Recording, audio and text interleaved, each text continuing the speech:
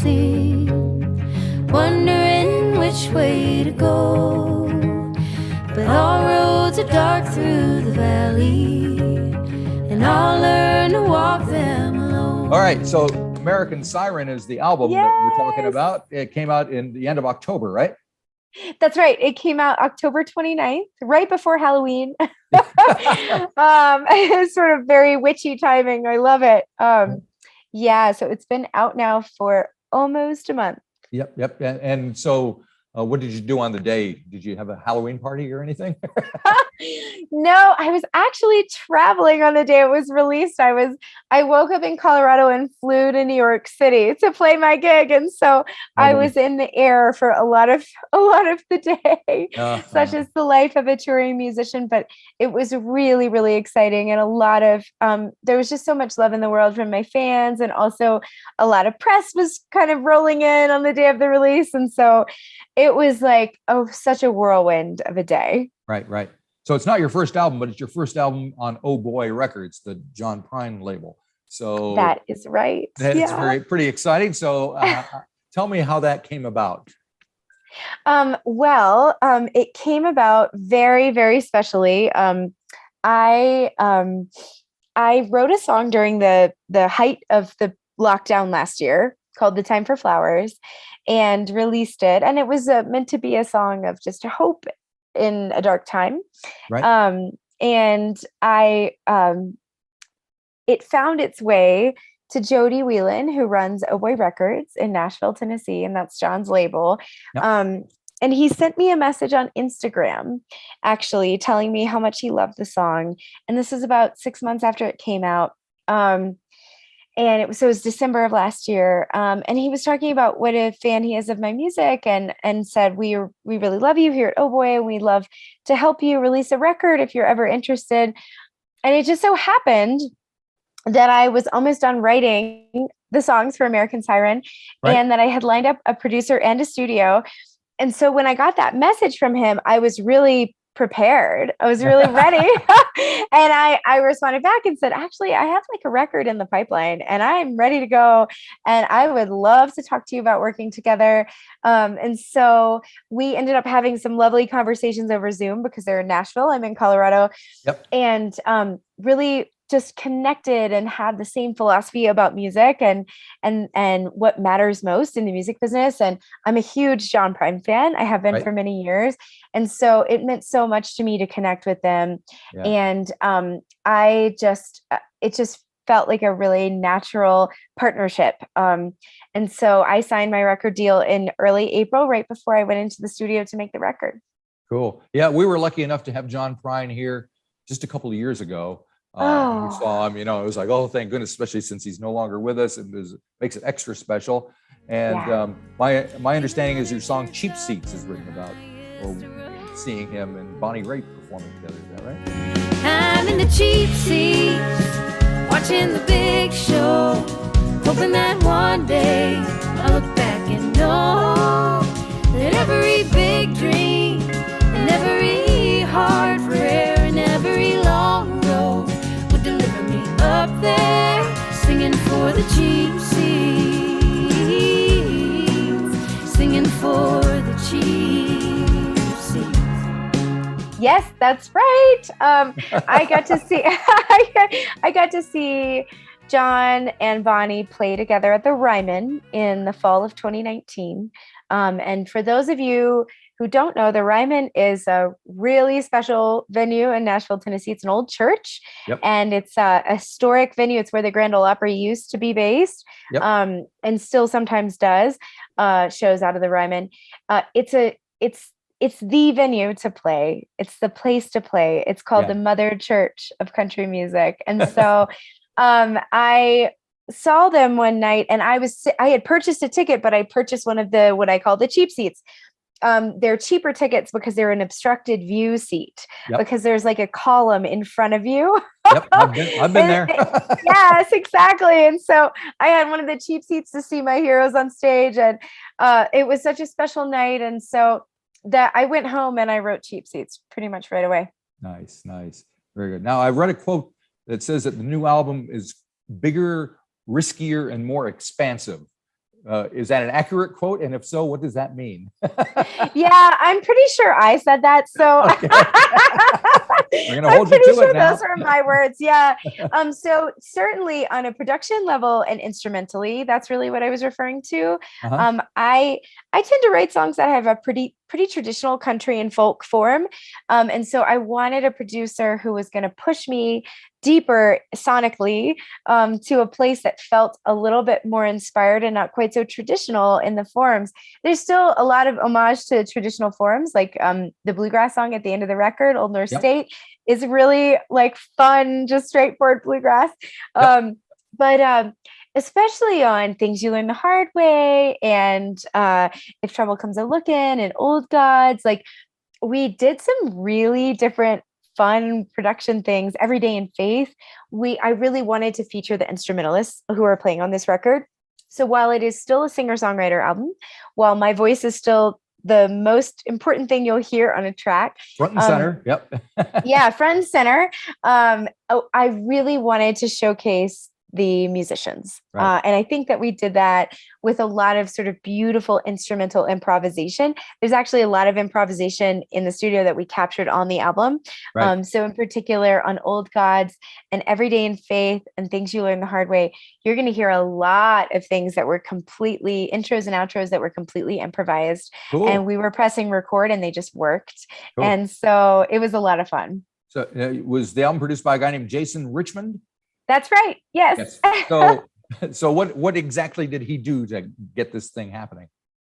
Well, we both talked about how we wanted to go into the studio and what sort of philosophy we had. And the way we worked is I brought all the songs in and didn't really I sent them in advance to the musicians, but the instructions to the musicians were don't come up with a part. Right. Because we want to all be in the room together and come up with something organically as a group.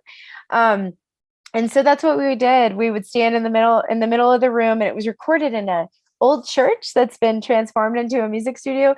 So we'd stand in the middle of this old church and start to work out arrangements and play. And as soon as we got something that was just slightly like developed, we would stop and go to our mics and press record. And so a lot of what you're hearing is very fresh, creative takes on the songs. Some of the first ideas that come forward before people are really allowed to think about them too much. Right. That is the philosophy of making music that feels a little bit more tapped in and intuitive. Because the moment we all get too heady about the process is when some of that magic starts to dissipate. Yeah. Don't overthink it. Yeah, exactly. Very good. So you say it was recorded in an old church? Yes. So I've heard that's been happening a lot. And I don't think they're all the same old churches either. There's old churches that I've spoken to, musicians in Chicago and in Nashville and all over the place. So it's interesting. And you have a lot of religious imagery, and almost some of these songs sound like hymns. So tell me how that all kind of ties together. Well, I grew up in the South, in the Bible Belt, as it is referred to. So I grew up really immersed in all these different forms of Christianity, and the overculture was really Protestant Christian. Yep. And so I spent a lot of time immersed in the Bible and in the ideas that a culture develops from the Bible, about sort of religious mores and acceptable roles for people to play with in society, and sort of what is right and what is wrong. And I really wanted to break through some of those ideas and explore characters who are breaking through those ideas themselves. And who are awakening to a bigger and deeper version of God or of spirituality. And so I feel like as somebody who grew up in the South, who's gone on those journeys myself, and many people I know who grew up in the church who've gone on those journeys, that's really what I wanted to do. And the song Every Day in Faith is really like a hymn to the passages of time and the cycles that life takes us through. It's not an explicitly religious hymn, but it is about how like Christianity does not own the idea of faith or the idea of prayers or all of this. And so I wanted to write a hymn that I would sing, right? And so that's where Every Day in Faith comes from. Every day in faith I came. Every day in faith I came. And by some miracle beyond me, I found my way. 'Cause every day in faith I came. Cool. And that kind of shows up near the end of the album. And as you mentioned, the final song is Old North State, which is kind of very nostalgic and about North Carolina. And in between that is Lightning in a Bottle, which is also rather nostalgic and kind of referencing to all that. So absolutely. But now you find yourself in Colorado. So are you you kind of thinking of the old days? Well, yeah. So I've lived in Colorado for about 10 years off and on. And I think, for me, Lightning in a Bottle being about my home. Well, first of all, I wanted to make a record back where I grew up because North Carolina has, a part of my heart is in North Carolina, and North Carolina has a remarkable music scene. And I have stayed super connected to the musicians in my home state. And so I really wanted to make a record that featured people from North Carolina. And that's what I did.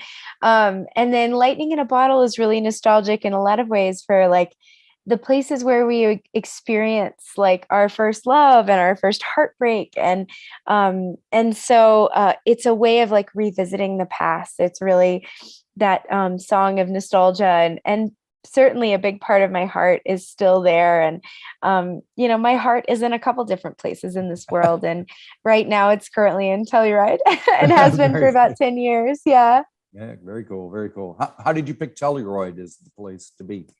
I actually moved here 10 years ago to be a social worker before really? I was ever a full-time musician. Yeah, I'm fluent in Spanish and I have a social work background. And so I came here to work at a nonprofit where I served domestic violence and sexual assault survivors and worked with the immigrant community in our town.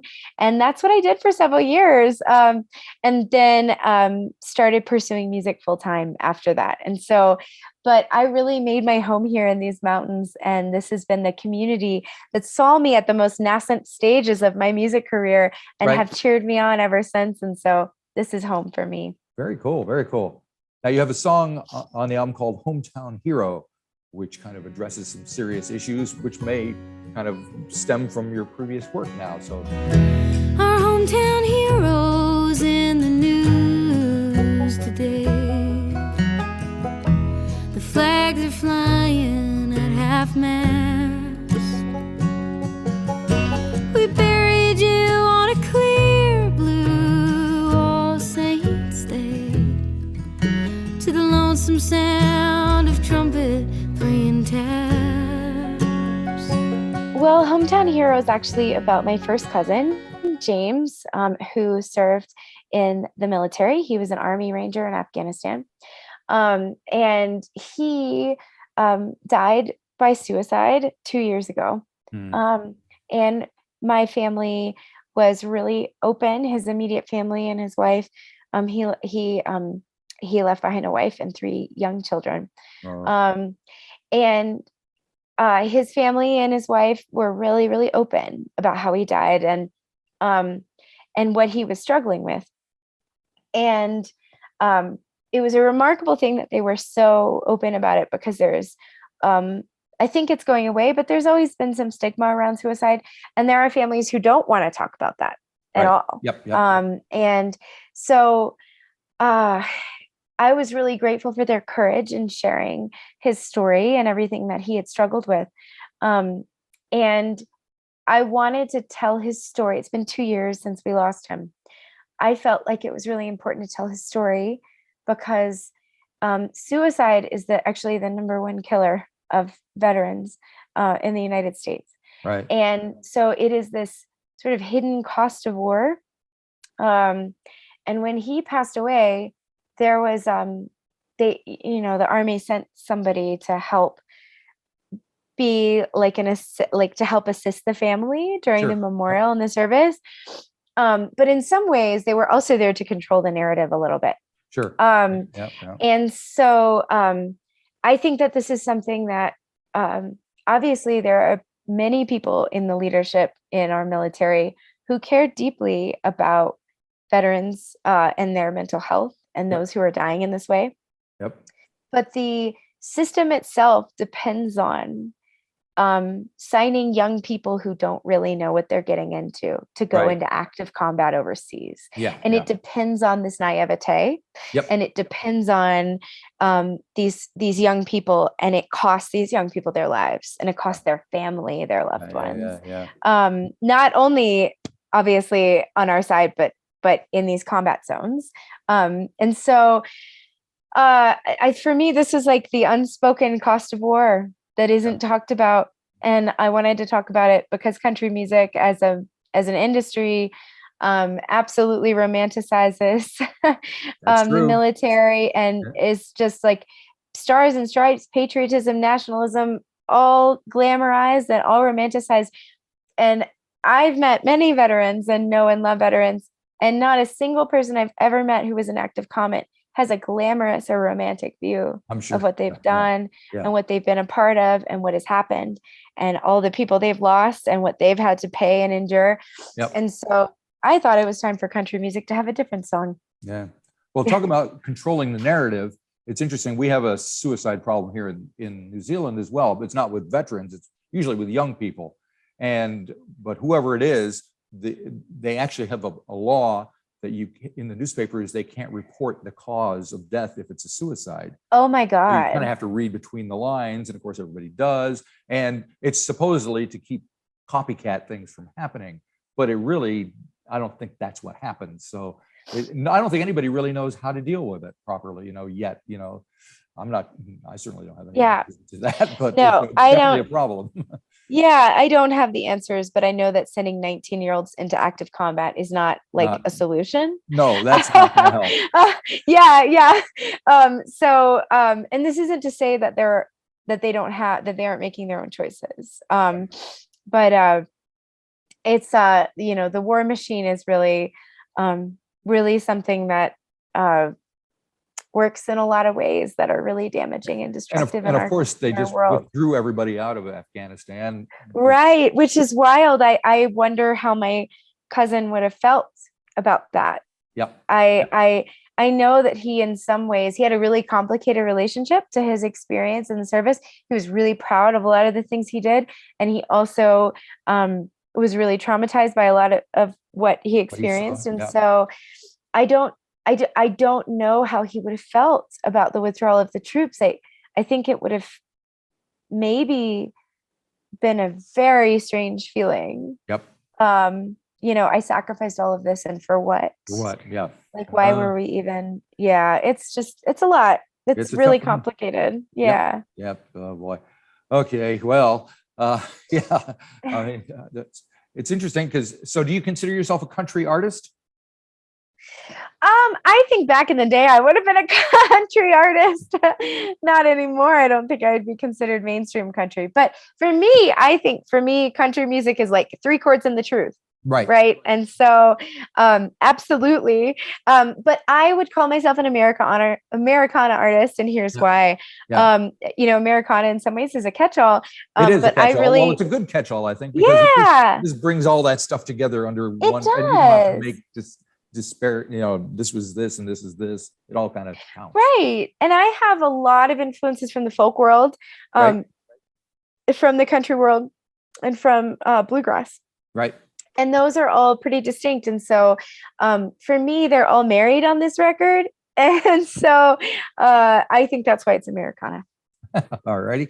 So are you thinking about what you're going to do next? Oh, gosh, no, not yet. I'm just, obviously planning for next year and getting things lined up for next year. Mostly I am just living in the moment, touring and performing. It's one of my greatest joys, performing for audiences. And it's been so special to be out on this tour and play these songs for people. And I find that I really live kind of moment to moment during the busy seasons of touring. And I do look forward to a little bit of a break during the winter where I can pick up my guitar and start writing some new things. So, Yeah. Well, it's summer here, so come on down. Okay. That sounds great. It's crazy. Yeah. Hopefully they'll open up the borders soon, and we'll have, because usually all the international artists come in January. In the winter. Yeah. It's like the perfect time. That sounds great to me. So we'll see what happens. But yeah, come on down and play for us sometime if you get a chance. Yeah, it'd be nice. Yeah. Well, thanks for talking to me now, and good luck with the rest of the touring. Thank you so much, Marty. I appreciate it. It was great to talk to you. And thanks for being flexible. My pleasure. Wonderful. Well, take care. Thank you so much. Righto. Bye-bye. Okay, bye.